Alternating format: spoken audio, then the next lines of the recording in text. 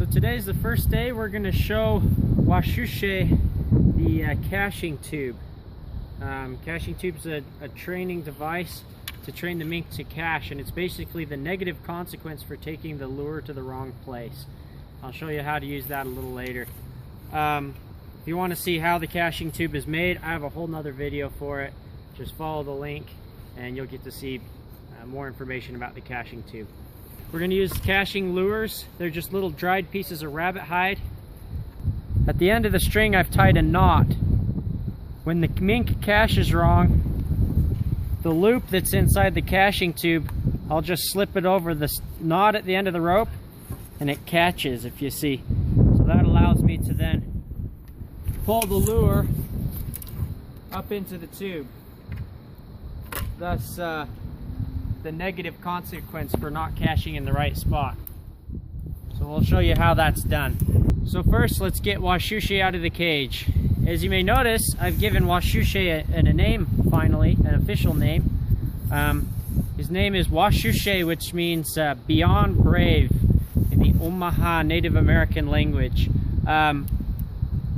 Washushe is more than just brave. We don't really have a word for it in English. An old Indian elder told me this story to describe the meaning of Washushe.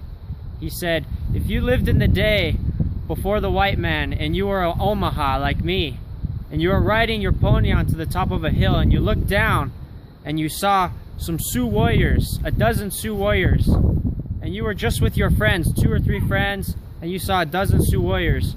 Now, a little side note from the story, the Sioux and the Omaha are ancient rivals and they always fought each other. So obviously it'd be you seeing your enemy at the bottom of this hill. He said, if you saw those Sioux warriors, all 12 of them with only 2 of your friends, and you kicked your horse in the ribs and you galloped down the hill and attacked them without looking back to see if your friends joined you, that is Washushe. You attack without fear and without hesitation, and you don't look to see if you have backup. You just go. That is Washushe. So, as you guys notice, this mink, he is Washushe. He's the first animal I've seen that really fits the description, Washushe. I've been saving this name for many years to use on a very special animal, and finally I found a creature worthy of the name Washushe. This mink, when he attacks me, he has no fear. Most mink, when they attack you, it's out of fear. They're trying to protect themselves. He does it just because he wants to. He sees me like a rabbit. He's gonna kill me. You know, he has no fear at all. He doesn't see the size difference between us. Just like the Indian warrior attacking 12 braves by himself, he would attack a full human just like he's a rabbit, no fear. So he's come a long way, as you've seen in the other videos, and I want to show you.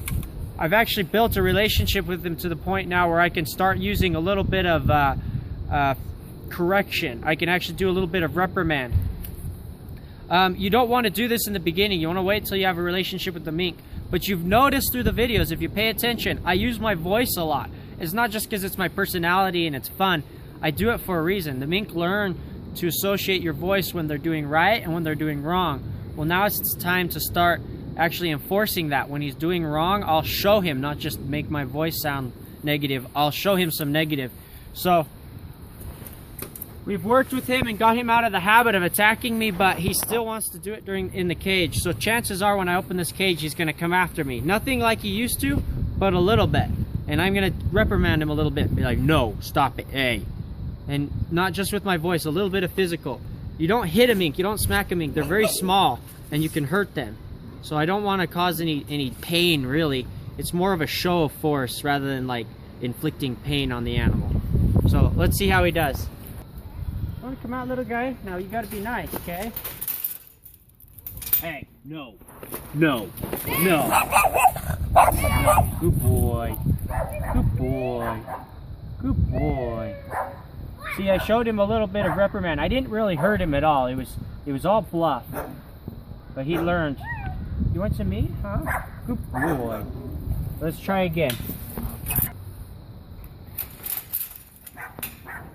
Come down here. Good boy. Good boy. See, and I think this is important to do before I show him my bare hand, because I don't want him biting me bare hand and have no way of getting him off. Good boy. Now he's looking for food instead of a fight. So I'm gonna start doing that every day. I'm gonna let him see my hand. If he attacks it, I'll give him a bit of a reprimand.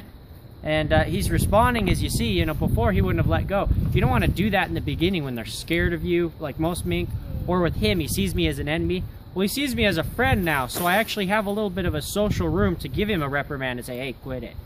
But like I said, it's very important that you're very careful with this. Don't get angry and smack a mink.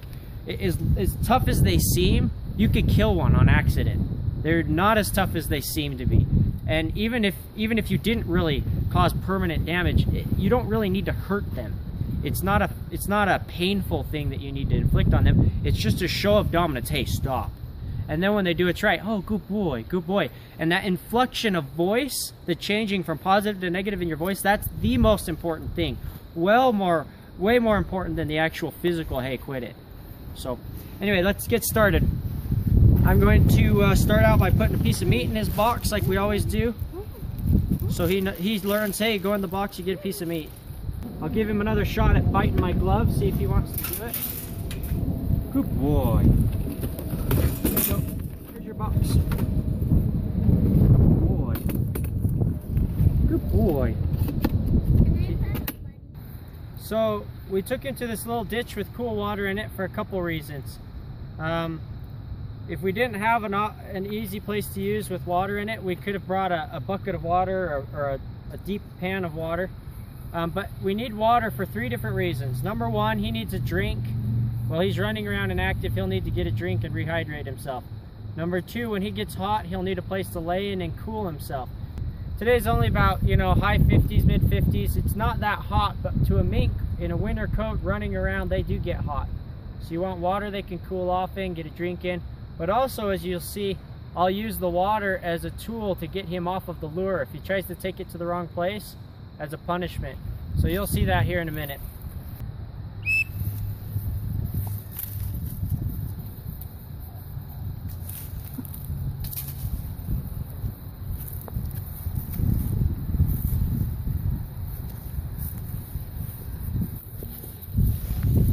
Now, since that was the first call, I'm not going to give him a punishment yet. I'm going to help him out a little bit. Get him to take it to the right place. Just kind of have a little bit of a tug of war. He wants to take it probably to a hole in the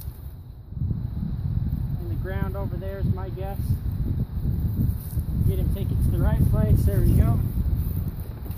Give him a hunk of meat for a reward. And then I'm going to pull out another lure. And I'm going to take this lure off so it's not attached anymore. Quickly attach this lure. He's anxious and ready, so I don't want to make him wait.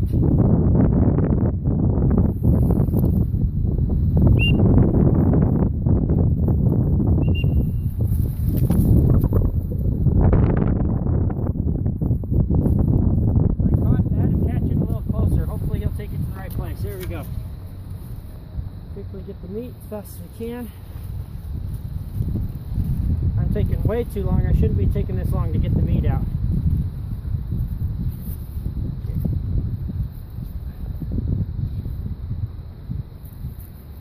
There you go. I really should have the meat already in my glove, so I'm showing you what not to do. So I got the meat ready now for the next one, so we don't have the same fumbling around. And I got to pull out the next lure.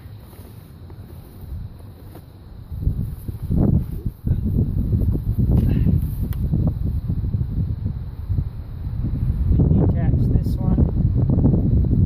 And you'll see why I'm going to be taking gloves off real soon. I'm sick of wearing these gloves. They make me awkward and fumbling around.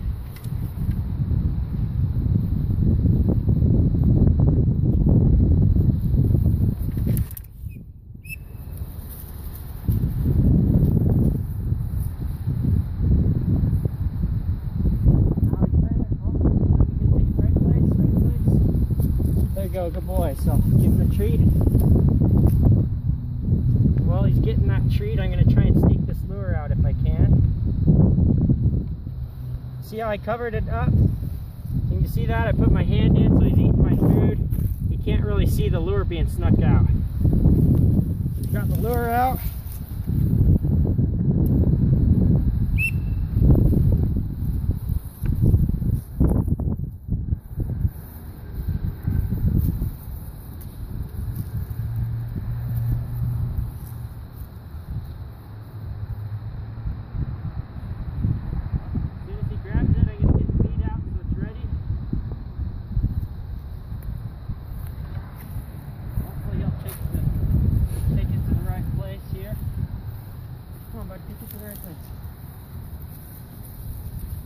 Good mink.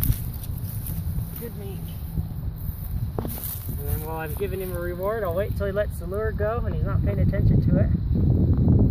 There we go, he's not paying attention to the lure. See how I snuck that out under the glove?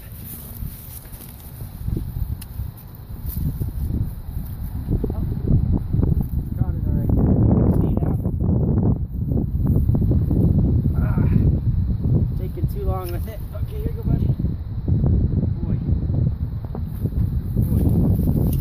Okay, now he kind of come out before I was ready, so I just pulled it when he wasn't looking. You want to make sure he doesn't see you pull that lure out, because if he sees you pull it out, he won't trust taking it to the box. Okay, now hurry, get the meat before he gets to there. Uh-oh. Here we go. So now I got to make sure he gets a full punishment for that. He's taking it in the wrong spot. So quickly pull it up here, and see, he's not going to just let go. So you just dunk him under and he lets go. Usually he'll start learning to hang on longer. But no, he has a leaf he smells. See, now he's gonna, I'll just drop the lure, or drop the pull. Now he's looking for it, he's wondering where his lure went.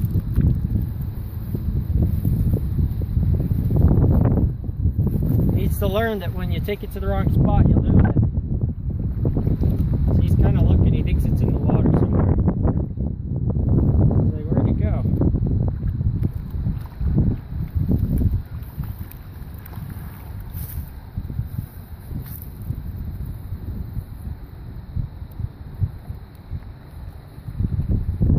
Okay.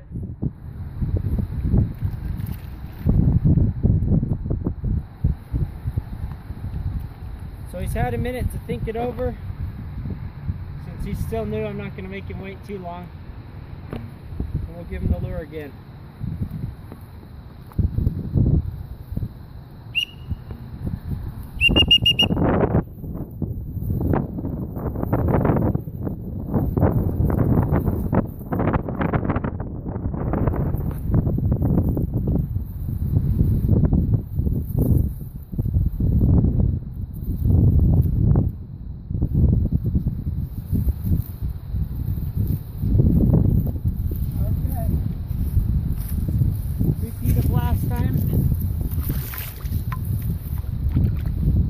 Got to breathe, so he'll let go eventually. And this is the best way to do it without hurting their teeth.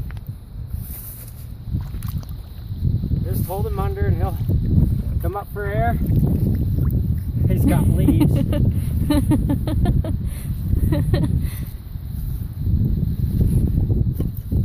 put the pole down, let him sniff it all over.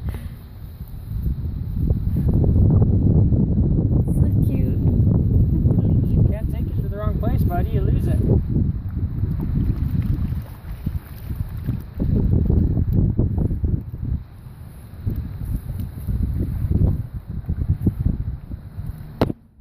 Good to see him swimming with it.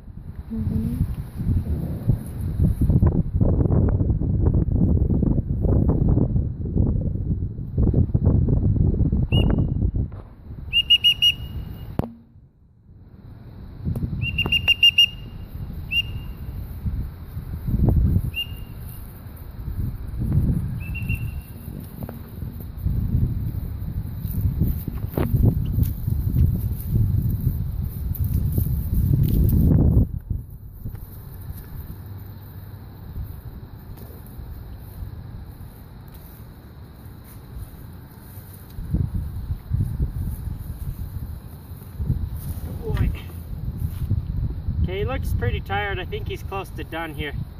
Okay, we got to end because he's getting wore out and it's obvious he's done. If we go much longer, we're just going backwards. frustrated. We'll just keep working with him like that. When he takes it to the wrong place, you get a punishment. Put him in the water. And the water isn't really a punishment. You know, mink are aquatic. They are not scared of the water. The water is just a way to get him to release so you can safely pull the lure up. If you're trying to jerk it out of his mouth, you could hurt his teeth or something, or tear the lure up, either one. So you want to put them under the water. They can't breathe anymore. They'll hold their breath for a while. Then they get tired of holding their breath and let go, and you pull the lure up. This is really an incredible mink. This isn't something you would expect with a normal mink as far as how quickly he's progressing and how fast he's learning.